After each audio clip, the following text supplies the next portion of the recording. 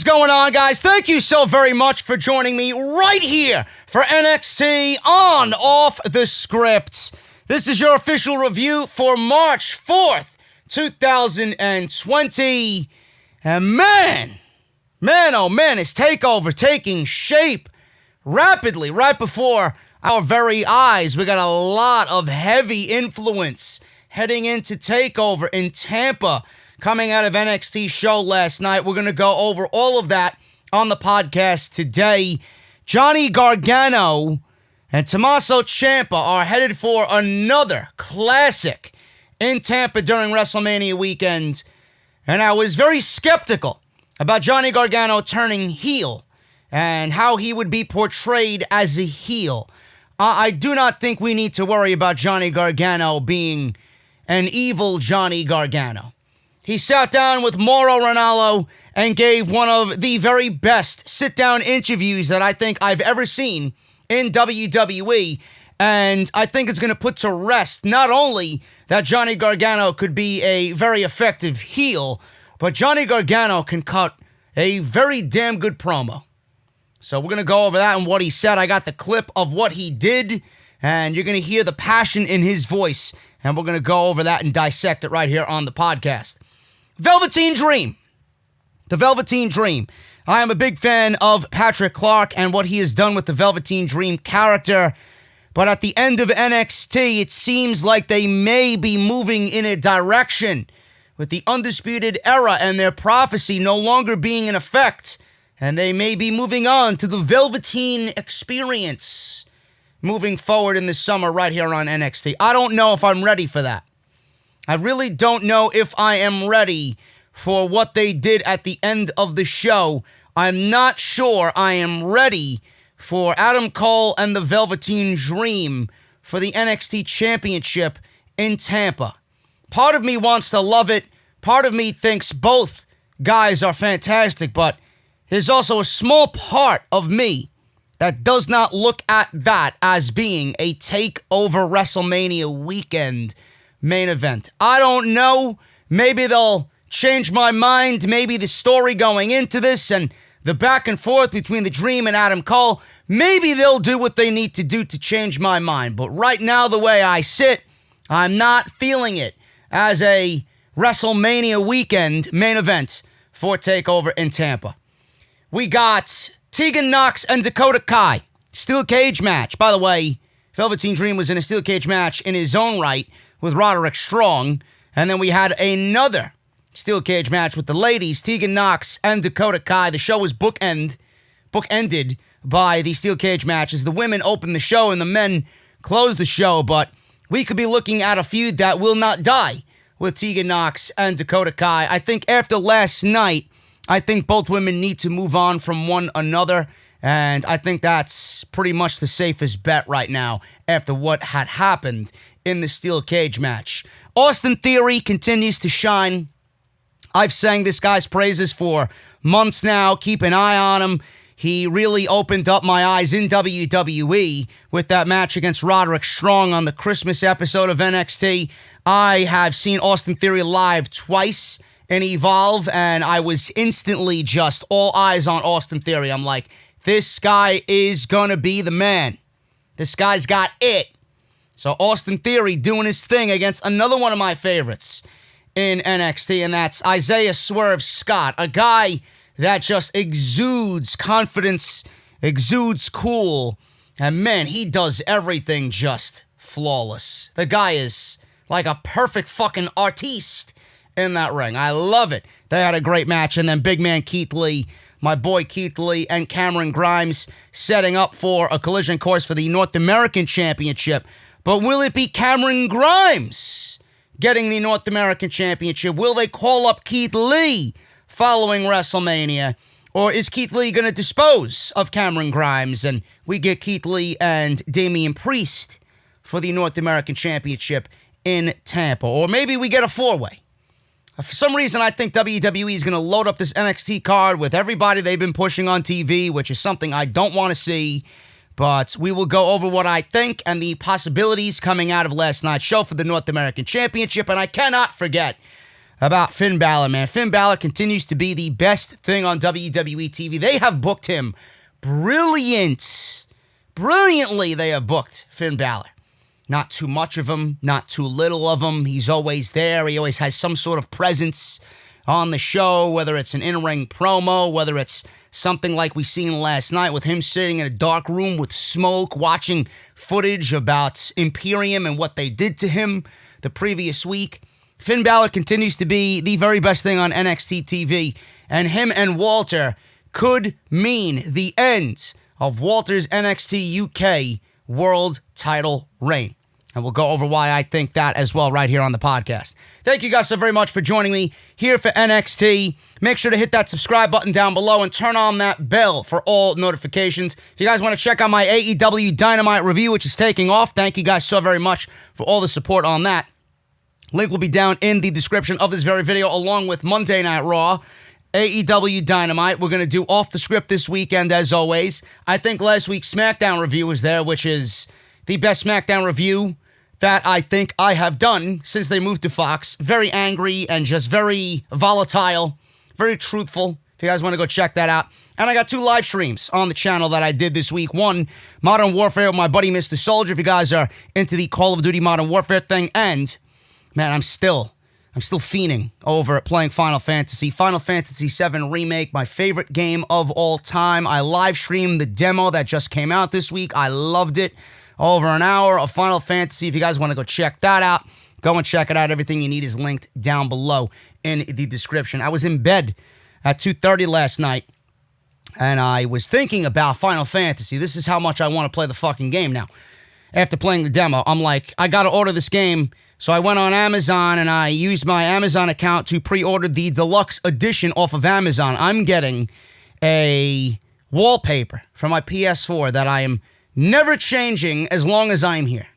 It is a beautiful remake of Sephiroth and him burning down whatever city is in Final Fantasy VII. It's just him standing in a fucking city engulfed in flames. I love it. I love it. Plus, I get the soundtrack, which is one of my favorite soundtracks in the history of video games. Final Fantasy VII is going to be it's going to be amazing, man. I have no words for it. I loved it. I can't wait to play it again. If you guys want to go check it out, link for everything you need is linked down below. Patreon.com/JD from NY206 if you guys want to show some extra support and appreciation for what I do here. And follow me on Twitter at JD from NY206. That's on Twitter and Instagram. Don't forget the good old IG for JD.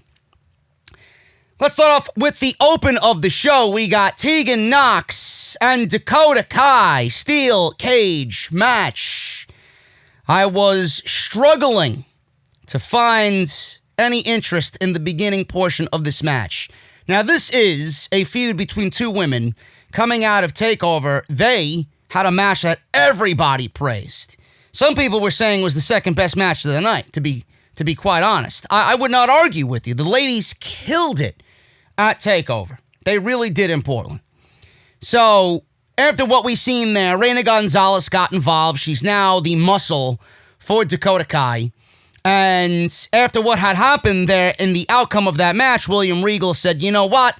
This is not over. You cheated. We're going to put you guys in a steel cage match. And what is the one thing you guys should be accustomed to when it comes to a steel cage match in WWE? The steel cage match never keeps outside parties out. They never do. They always weasel themselves into a situation where the outside parties are always inside, or the outside parties cost the match to end cleanly. And this is WWE's MO. It doesn't matter what type of cage match it is. It could be an elimination chamber. It could be a regular steel cage match. It could be a fucking Hell in a Cell, for all we care. Steel cages in WWE never keep anybody out. Never. This really picked up towards the middle. And things really got eye-opening. I'm like, all right, this turned into a good match. I got to pay attention now. So Kai and Teagan Nox were on the top rope. They were leaning against the cage, and Kai grabbed, or actually Teagan Nox grabbed Kai by the throat. So they're standing on the top rope with their backs against the cage. Now, what I seen after that, man, you got to give Dakota Kai some props. She has transformed herself from a boring babyface into a legit heel with attitude. She plays it great. And her body of work has immensely improved. And she's going out there and taking risks and taking bumps and really showing you that she's fearless, to be honest with you. The bump she took here sounded... It sounded like a fucking bomb went off in Full Sail. It was brutal. Teagan Nox choke-slammed Dakota Kai from the top rope to the mat. She splatted on the mat. Could have been it right there, but I know it wasn't going to be it. So she got right up. She pretty much no-sold this chokeslam from the top rope. Fans popped big for it. Kai comes right back with kicks, and they traded some big running shots in the corner. Nox with another just big maneuver for a 2 count. Nox climbs to the top rope again and climbs up the cage. So Gonzalez is down below, and she's talking trash to Teagan Nox, who is just beside herself because she can't put Dakota Kai away. So Nox stands on the top of the cage and leaps down, nailing a huge crossbody. So she wanted to go over the cage to possibly win this match. She couldn't because Randy Gonzalez was going to obviously interfere there. So she's like, all right, fuck this bitch. I'm going to climb back into the cage, stand up top, and just crossbody Dakota Kai down. That will show her. That will do it. Huge crossbody to Kai in the middle of the ring. Fans are chanting NXT. They're really big into this match now. So Gonzalez is worried at ringside. She's showing some emotion down at ringside for Dakota Kai. Fans are chanting, this is awesome. Nox crawls to the cage door as the referee holds it open. Gonzalez comes over and slams the door shut. Kai goes for a big running kick to Nox, but Nox ducks. Kai accidentally kicks the door because Randy Gonzalez was standing right there in front of the door. She missed the big running haluva kick that she does, and she accidentally kicked the door open. It swung open and hit Randy Gonzalez right in the face, knocking her back down to the ground. Kai is beside herself. She's like, what did I just do? Nox capitalizes with the shiniest wizard right in the middle of the ring, and the look on Teagan Nox's face told the entire story of this match. She could not put Dakota Kai away. It was one of those really good close-up shots of, holy shit, she thought it was over. She kicked out. I thought it was over. The entire arena thought it was over, and she didn't put Dakota Kai away. Awesome stuff. Really awesome stuff. So fans chanted one more time. They were chanting one more time at Teagan Nox for another shiniest wizard. Gonzalez then enters the cage because the door is fucking open now. You think the referees would fucking close the door? They did not. I don't know what they were doing. Maybe they were thumb wrestling on the outside. Maybe they were trading recipes from Titus. I don't know. I don't know what they were doing, but the door was still open. So Gonzalez enters the cage and stands on the apron to get Nox. Nox ends up kicking her. Gonzalez is dazed, but is still blocking the door. So she's blocking the door from Nox exiting the cage. Nox ends up kicking her. Gonzalez is dazed, blocking the door. Nox decides to climb out of the cage instead. So she goes back up top. So she climbs up and over, and Kai quickly gets to the top to stop her. Nox counters at the top of the cage and sends Kai crashing down to the mat again. Hey, everybody thinks Teagan Nox is going to win this match. Gonzalez is on the floor. She's getting up. Nox climbs down to the floor. She's about to win this match, but Randy Gonzalez tries to drag Kai out of the cage door and gives her, or tries to, at least at this point, give her a win. Nox kicks the door on Kai to stop her from exiting the cage, from Gonzalez helping Kai out of the cage. Gonzalez comes right back and says, fuck this bitch. I'm going to pull my bitch out of this cage, and fuck this bitch trying to climb out. She takes the door, swings the door in the opposite way. Kai is trying to get out of the cage, and Nox is trying to climb out of the cage from the top. Randy Gonzalez pins the door against Teagan Nox to a point where she cannot move, allowing Dakota Kai to crawl out of the ring, exit the cage, and win the match. I have never seen an ending like that.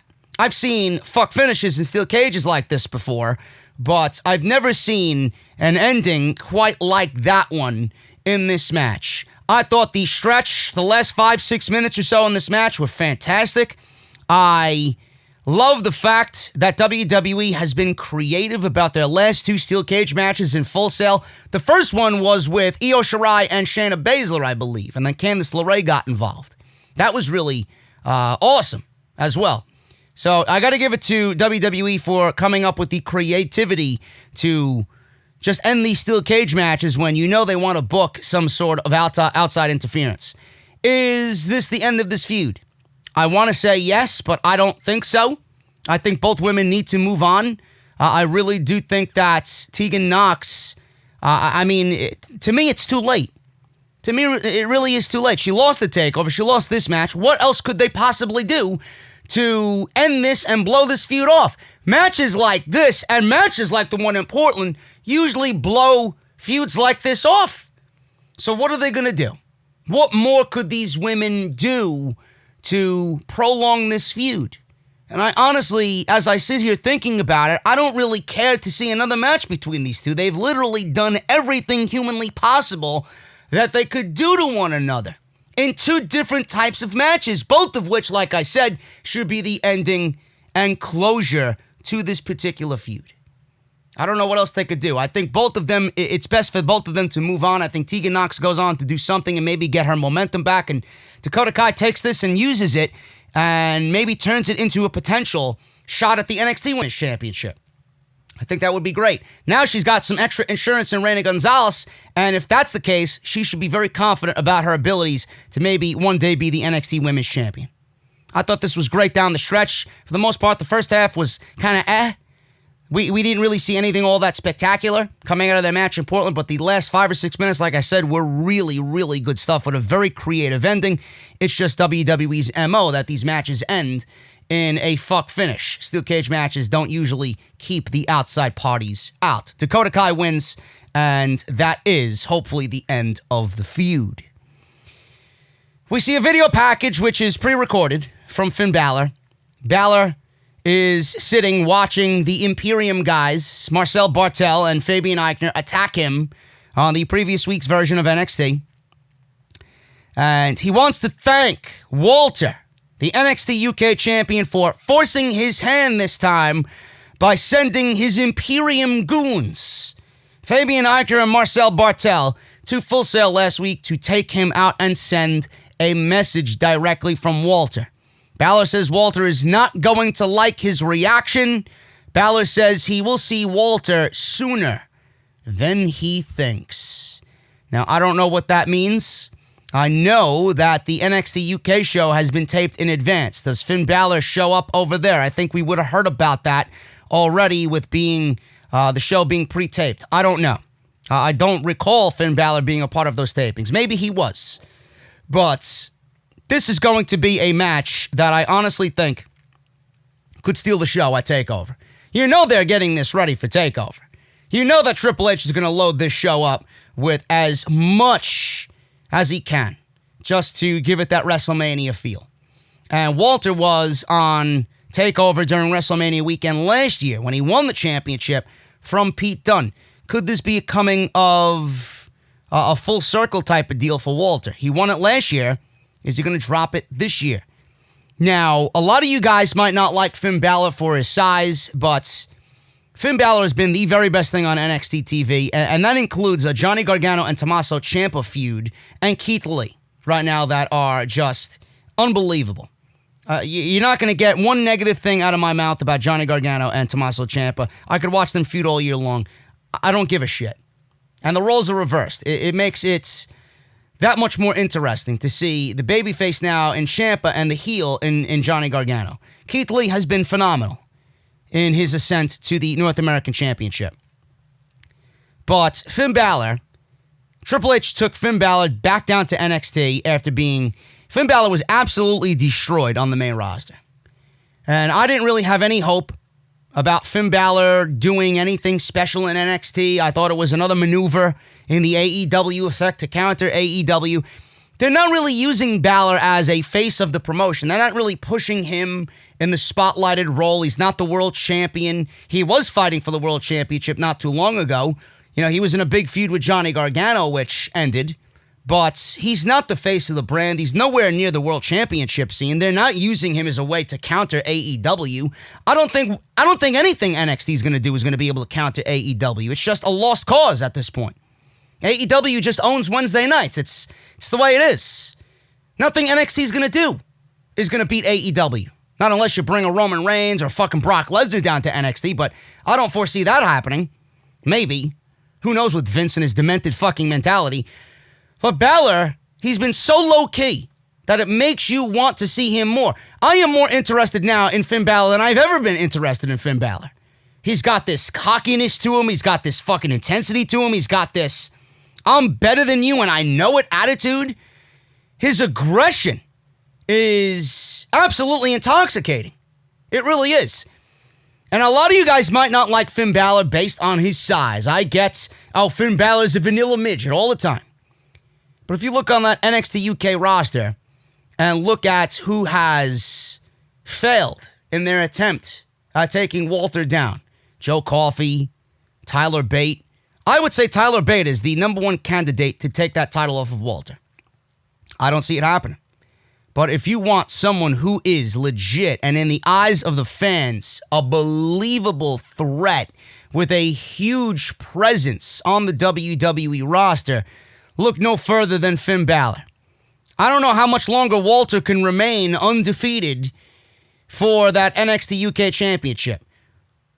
Sooner or later, he's going to have to fall. Sooner or later, he's going to have to give up that title and move on to something else. I think Finn Balor is the right guy. And I think it would really send shockwaves through the NXT versions of NXT Local, NXT UK if Finn Balor beats Walter at TakeOver in Tampa and becomes the new NXT UK champion. I just think it's right. It really is. And Balor is believable in itself to take that title from Walter. He's no pushover. He's no pushover. If Tyler Bate could do what he did with Walter, Finn Balor can absolutely do the same thing. That's the one match I'm going to keep my eye on, and they're definitely grooming both of them for that TakeOver stage in Tampa. I can't wait. So we see another pre-recorded video of Rhea Ripley, and this bored me to tears. I don't give a shit. I really don't. I am starting to really sour on Rhea Ripley, and I honestly think it's because she's in this thing with Charlotte Flair. I don't care. I really don't care. They showed a pre-recorded video of Rhea Ripley at Raymond James Stadium. So they're getting her ready. She's getting in the WrestleMania mode and the WrestleMania vibe. So she hypes up her WrestleMania title defense against Charlotte Flair. She goes on and says that Charlotte Flair has been looked at as being the best in the world for a very long time, blah, blah, blah. She goes on about being compared to Charlotte Flair all these years. They showed childhood pictures of Rhea Ripley. They showed Rhea Ripley in the Mae Young Classic where she came out looking all slender and thin and blonde. And she said people started to compare her immediately to Charlotte Flair. She didn't like that. She wanted to carve her own path, and she wanted to be herself. And that's why she transformed into what you see today, this version of Rhea Ripley. She says to be the best, she has to beat the best, and she will beat Charlotte Flair at WrestleMania. I'd love to see you try with Vince McMahon overseeing the match. I'd love to see that outcome end the way it should. Will it? Probably not. And I'm going to tell you again, Charlotte Flair is not a draw. Charlotte Flair is not a draw! I would move faster, but the gym kicked my ass today. We got a qualifier. Number one contenders, ladder match at TakeOver between the women. So whoever comes out of the Charlotte Flair match with Rhea Ripley, the champion is going to be looking at the winner of this ladder match at TakeOver. So we got a qualifier here between Shotzi Blackheart and Chelsea Green. This one ended pretty abruptly. I thought Shotzi was going to take it, to be honest with you, but then I'm thinking, well, Chelsea Green needs the rub a little bit more. Shotzi just got there. Chelsea's been sitting around for well over a year now. Year and a half, maybe. So Chelsea Green ends up winning here. Green ends up nailing a pump kick in the middle of the ring for a 2 count. Green fights Shotzi off and nails a big missile drop kick from the top rope, which looked very good. Sending Shotzi into the apron. Green brings her back in and hits an unprettier, which I think Green calls the I'm prettier. is what Mauro Ranallo called it in the middle of the ring, and Chelsea Green gets the victory. She is now the first woman to qualify for this ladder match at TakeOver Tampa. Robert Stone is doing his thing. She raised, her arm was raised by Robert Stone, and the Robert Stone brand could be looking at a new number one contender at TakeOver in Tampa. So we get another teaser video like the ones that we seen last week. Speculation about these teaser videos are that it's the debut of Killer Kross. But that's not confirmed. If it's the debut of Killer Kross, I would be pleased because I do not think debuting Killer Kross on the main roster is the right decision for Killer Kross. Even though I could see Vince McMahon looking at Scarlett Bordeaux and thinking, oh man, look at this blonde. Why hasn't she been on the main roster yet? Where did she come from? I'm waiting. Killer Kross will fail on the main roster. I'm telling you right now. You put him in the hands of Bruce? You really want to put him in the hands of Bruce? Folks, that is career suicide. He will thrive on NXT. And Adam Cole and the Undisputed Era are getting called up. Leave Killer Kross down in NXT for about a year. Let him marinate down in NXT and then devise a plan to call this guy up to the main roster. Ideally, who knows who Killer Kross is in this quote-unquote universe? Nobody.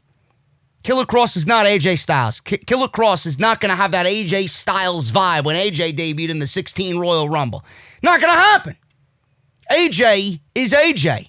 We all knew AJ and how good AJ was. Killer Kross could be great, but Killer Kross is not AJ Styles. You're not going to throw him onto the main roster and have him automatically, just thrive. He needs seasoning.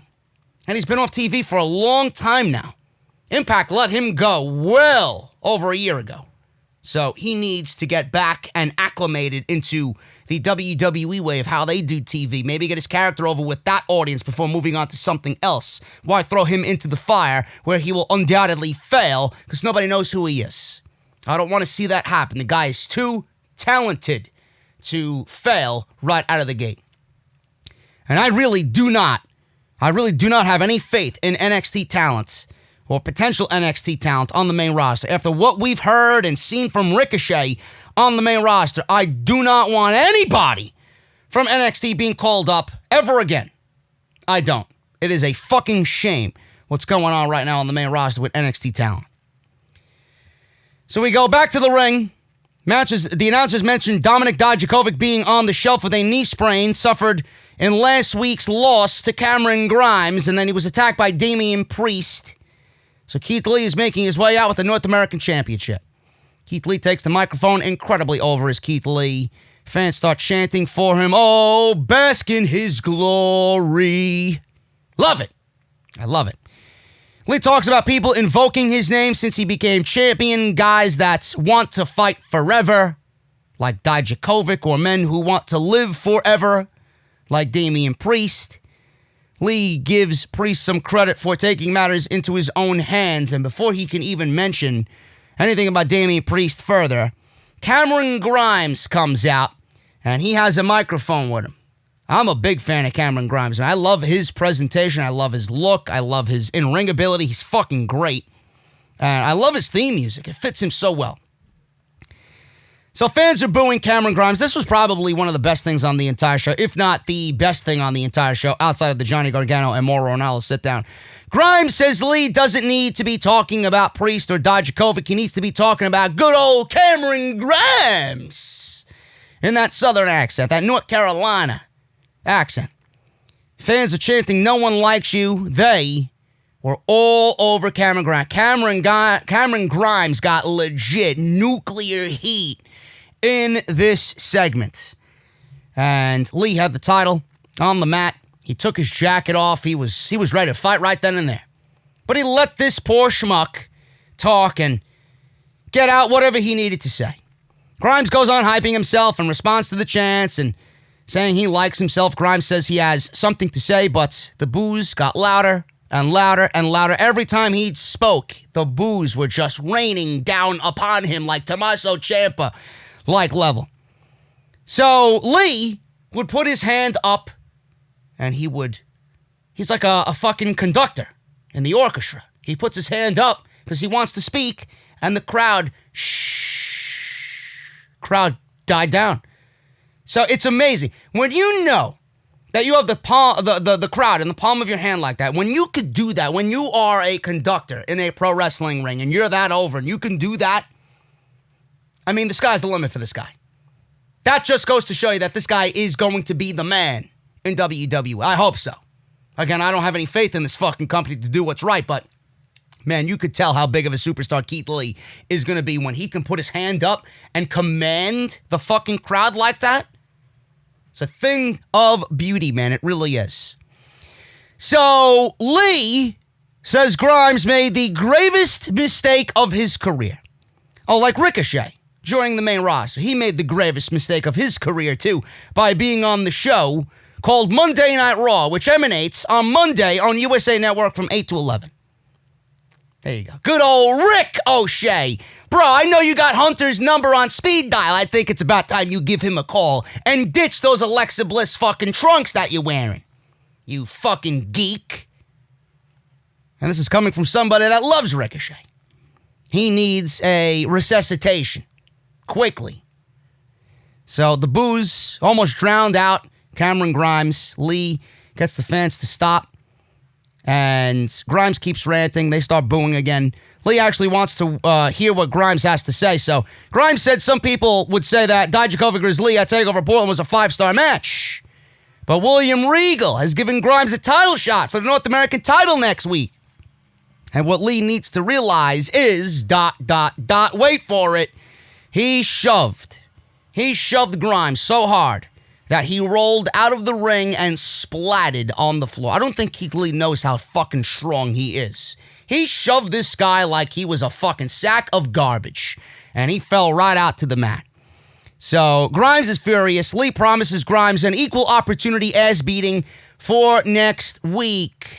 I can't wait. Those guys are going to fucking tear the house down, man. Lee is phenomenal. Cameron Grimes has been fucking phenomenal on what he's done with his character to get it over.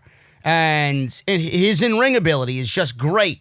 If this is a taste of what is to come, I can't wait to see what these two guys do together in the middle of the ring. I'm surprised this is not happening at TakeOver. But what I think happens here is that maybe Grimes gets DQ'd.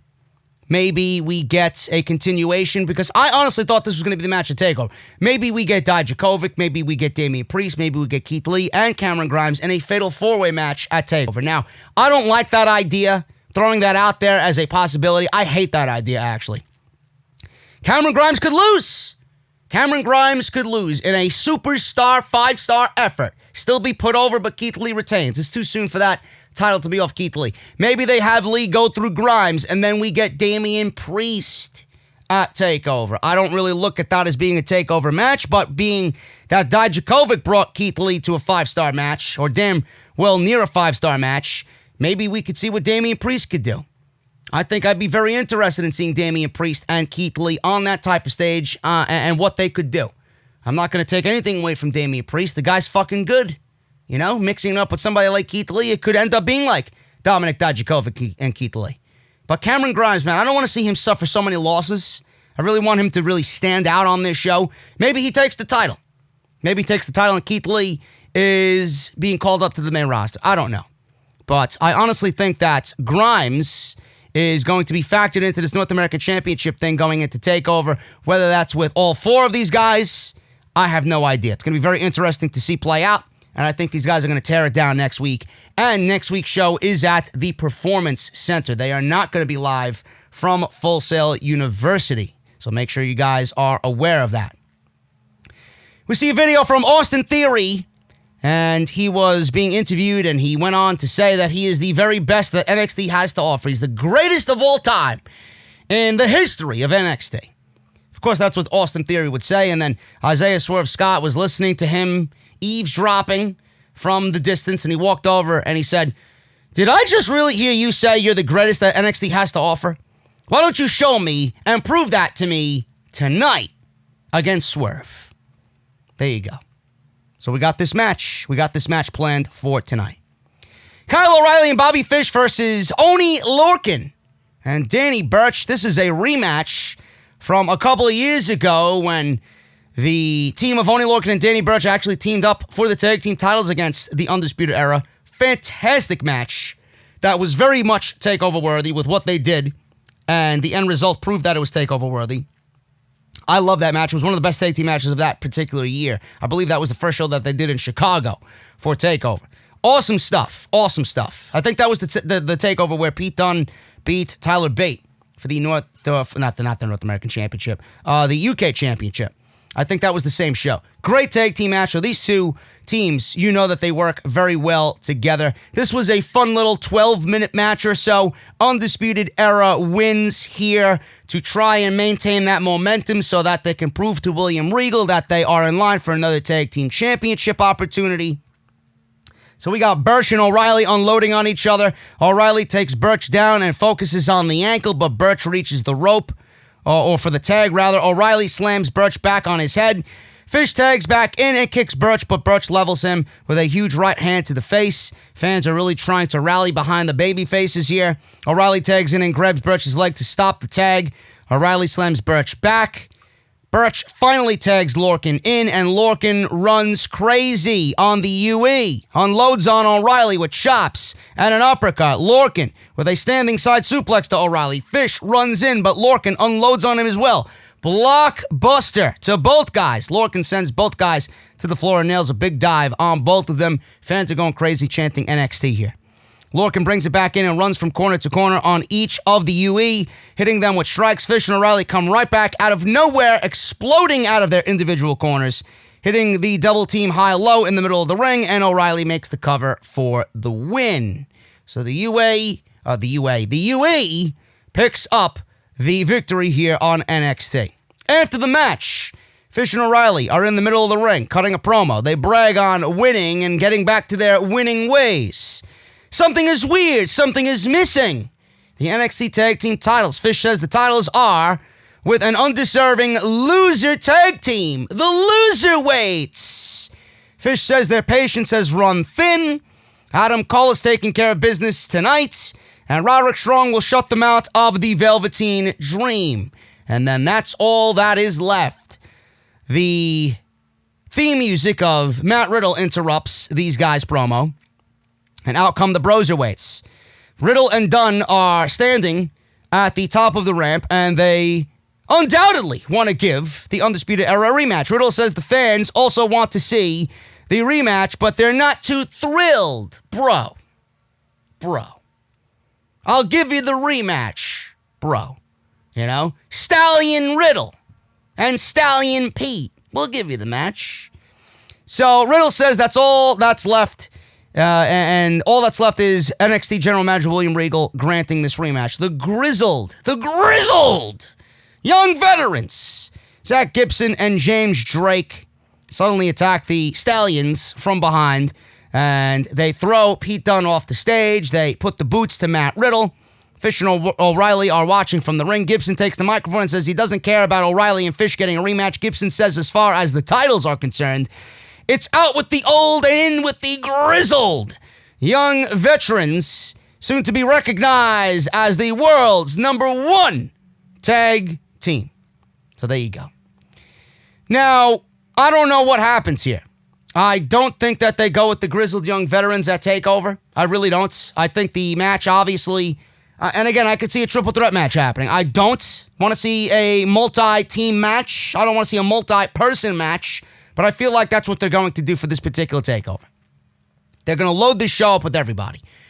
I would like to see the Broserweights and the Undisputed Era again in round 2. I think the Undisputed Era takes out the grizzled young veterans on the way to TakeOver, and then that's what grants them the title match.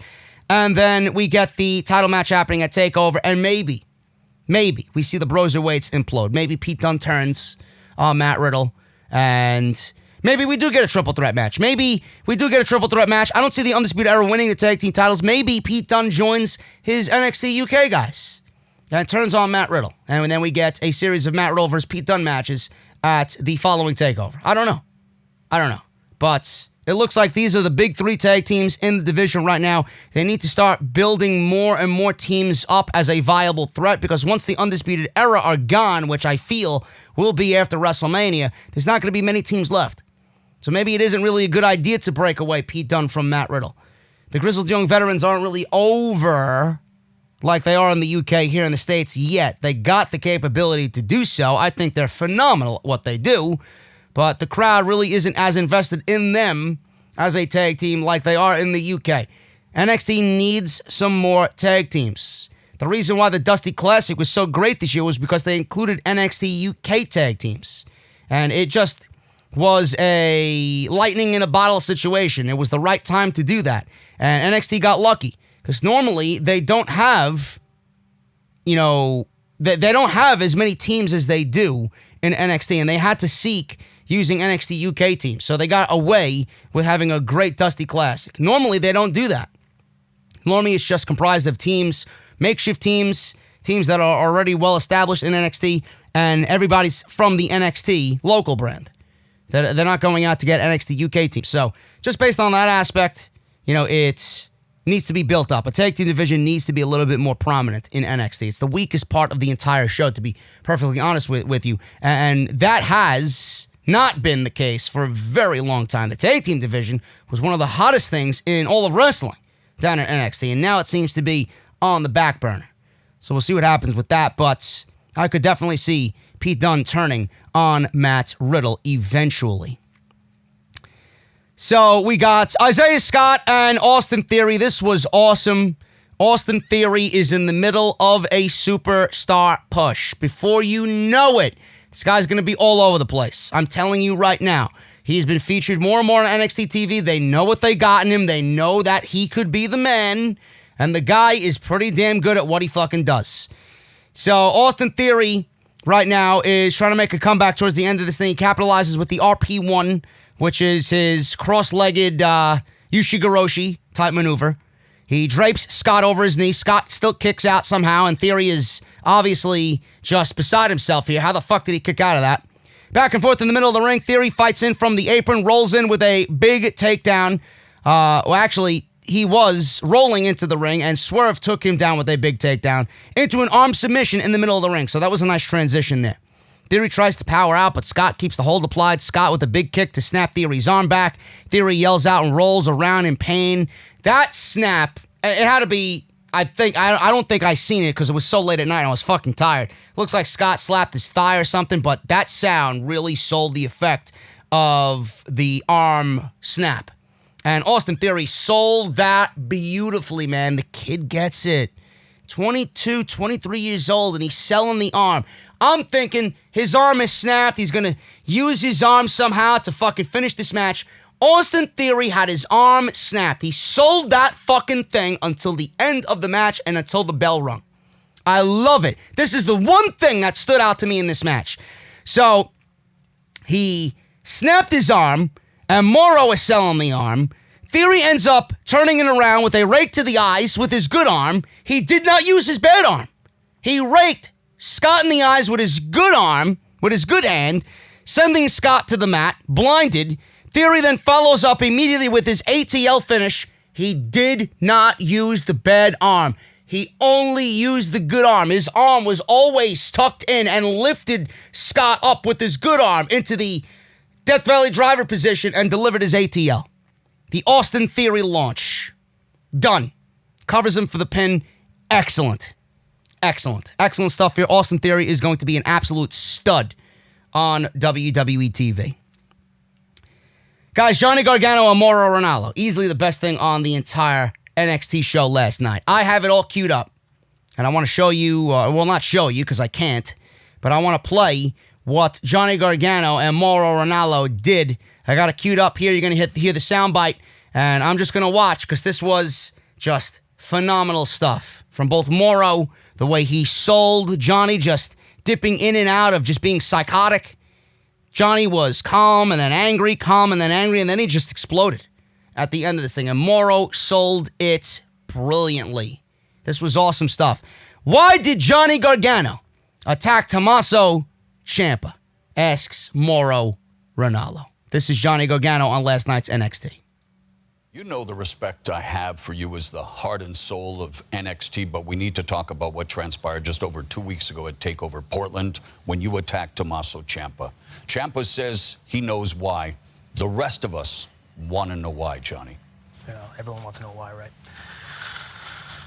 Mauro, do you remember that I was the only guy to show up at your red carpet premiere for your documentary? Yes, in New York City? And that meant more than you will ever know, Johnny. I did that. Mm-hmm. You have a very important job, Mauro. You tell the world our stories. You tell the world who we are. So who am I, Mauro? I love that. Right? You're Johnny Wrestling. What makes me tick? Johnny Wrestling, right? I love Johnny that. Wrestling. I love Johnny Gargano's More heart than answer. Valentine's Day. Someone check that man's DNA, huh? Mm-hmm. That's a good one. Thanks. Remember that. Is that it? Is that all I am? Well, with all due respect, I'd like to think I know who you are, Johnny, but it's not about what I think. People want to know why the sneak attacks. Sneak attacks? What sneak attacks, huh? You attacked Tommaso Ciampa at TakeOver Portland. You ambushed him. I looked that man in the eyes, okay? I looked that man dead in the eyes, and I saw what I needed to see. And I did what I had to do. You think that was a sneak attack? I was wearing a powdered blue sports coat. Johnny, I appreciate your anger, your emotion. We know what you and Ciampa have been through. You don't know anything. You don't know anything, Mauro. You don't know what I've been. You don't know what I've been through. So tell us, Johnny. You don't know what I've seen, Mauro. You have no idea what I've seen. You have no idea what I've felt. I'm interested in that. What did he see? You know. What does he see? Johnny gets up and down. He's just trying to control his anger. I'm sorry. Again, the reason for this interview, Johnny, we want to give you an opportunity to answer the question everyone is asking. One word. Why? Why? You know why, Mauro. You know why. Okay, Johnny, relax, please. I don't want any trouble, Johnny. Mauro, you know why, okay? But the fact of the matter is, if you admit it, if you admit that, you're admitting you're a liar. Are you a liar, Mauro? No. I don't think so. You're not a liar, huh? You're not a liar? Have we spoken since Portland, Mauro? No. Have we talked? No. Did you reach out to me? Did you call me? No. That didn't stop you from calling me Johnny Turncoat on air, did it? I was just, in the moment, Oh, in the moment. In the moment. Everything's about moments nowadays, huh? What about my moment? You think you know me? You know nothing about me. God. But yet when Tommaso Ciampa comes back, you can't help but say, Daddy's home. Guys, I'm uncomfortable. No, you look into that camera. Look into that camera and apologize to those people for lying to them. You're a liar, Mauro. I'm sorry, Johnny. Don't touch me. I can't do this, guys. Don't touch me. We're done here. Now walk away. Got nothing to say now, huh? No mamma mias. No funny quips, huh? No mamma mias. Then he grabs the camera, look. Tommaso, you know why, huh? Well, next week, where this whole thing started at the Performance Center, next week, you think you're a puppet master? No, we do things my way. The Johnny Gargano way. Fucking fantastic, man. You know, back in the day, you know, when I really started to just love Johnny Gargano and what he represented in NXT. A lot of people told me, oh, Johnny Gargano is a vanilla midget. I hear it all the time. Dude's one of the best wrestlers on the fucking planet. Give me a break, okay?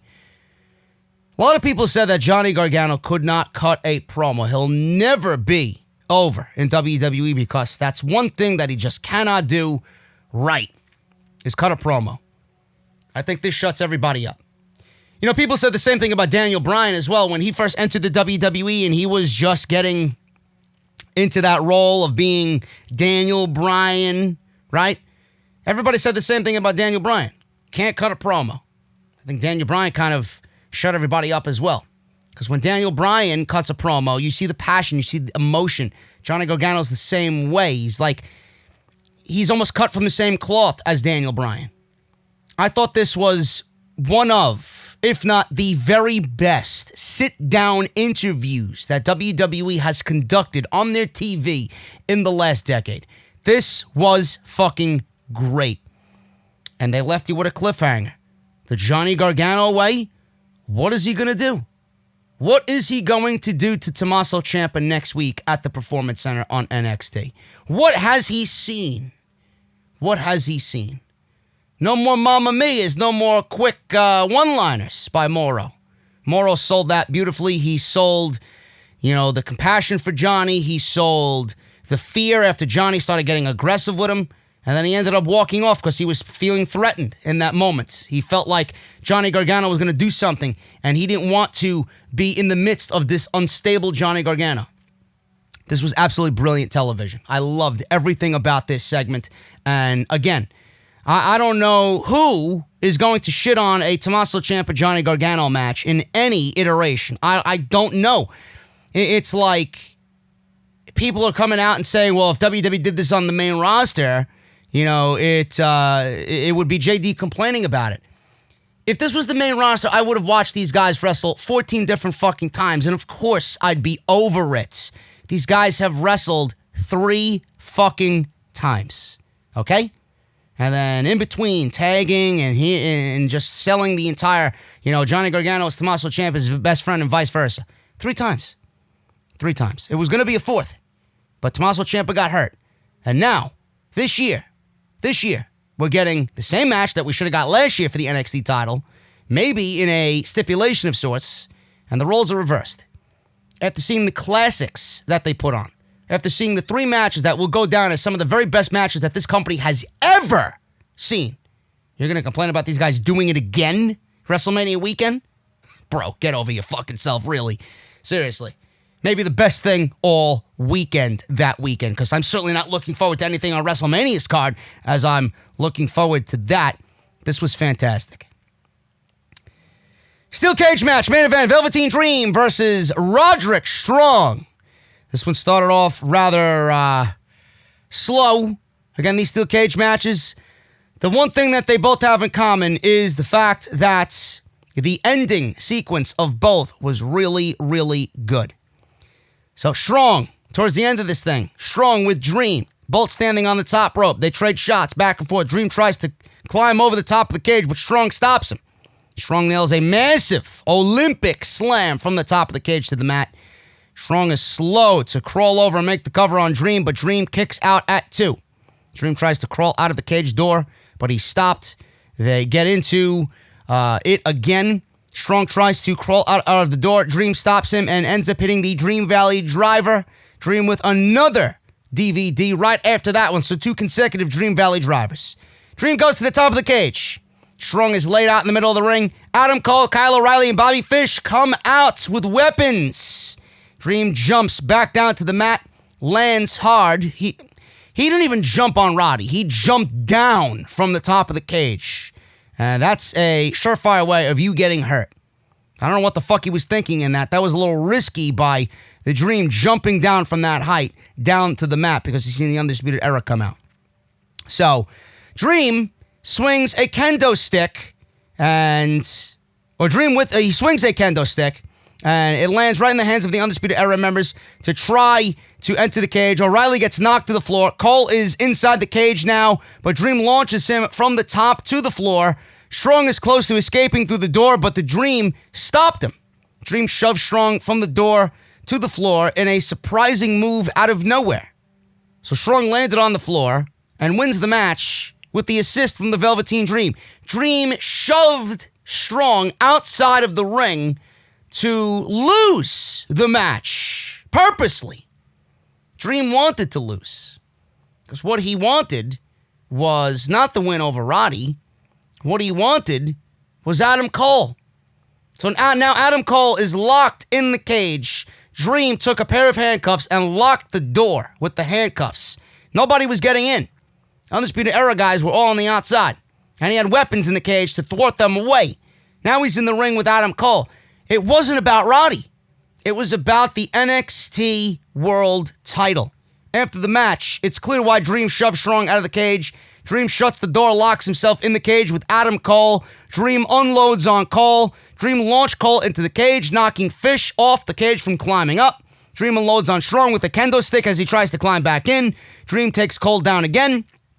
Strong is on the top turnbuckle now. Dream drops Cole and catapults him into Strong on the top, turning him upside down in a tree of woe. Dream levels Cole with a big super kick. As fans are going crazy here in Full Sail, Dream grabs the NXT title and raises it for another pop. Dream taunts Cole and Strong with the title and then drops Cole with the big belt shot to the face. Dream stands tall over Cole with the NXT title held up, and he's blowing kisses into the camera as NXT goes off the air. I'm not sure if this is my quintessential go-to main event for TakeOver in Tampa. A lot of people had predicted it. I didn't really have any interest in it when I started hearing the rumors about it, but it looks like Adam Cole could be dropping the title to the Velveteen Dream. Do you guys think the Velveteen Dream deserves a world championship run? I'm not going to sit here and tell you no. I absolutely think he does. I figured he would go for the North American Championship, to be quite honest with you.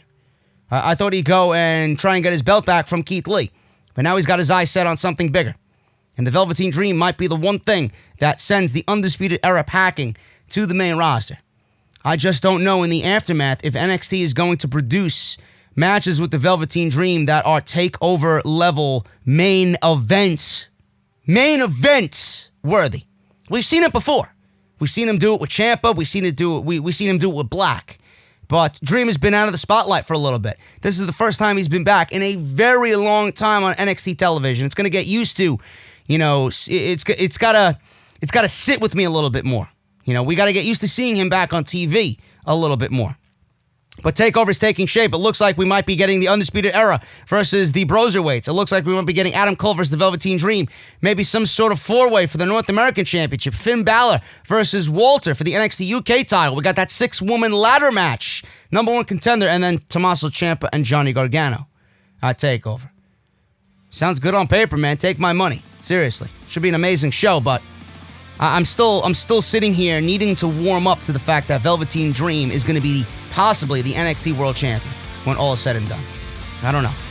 We'll see what happens, man. But that was your NXT show. Very strong show for NXT on Wednesday night with some really, really fantastic promo work by Finn Balor and then Johnny Gargano and Mauro Ranallo, Keith Lee and Cameron Grimes. That segment was awesome. 2 cage matches bookended the show, and they came out and they got the storytelling going into TakeOver. Guys, I'm getting out of here. Thank you so very much for all your support. Hit that thumbs up. Hit that subscribe button down below. And I will see you all right back here tomorrow with more WWE content as we head towards episode 316 of OTS. Until then, guys, take care. Enjoy your Thursdays. And I'll see you right back here tomorrow afternoon, right before SmackDown on Fox with OTS episode 316. I'll see you guys then.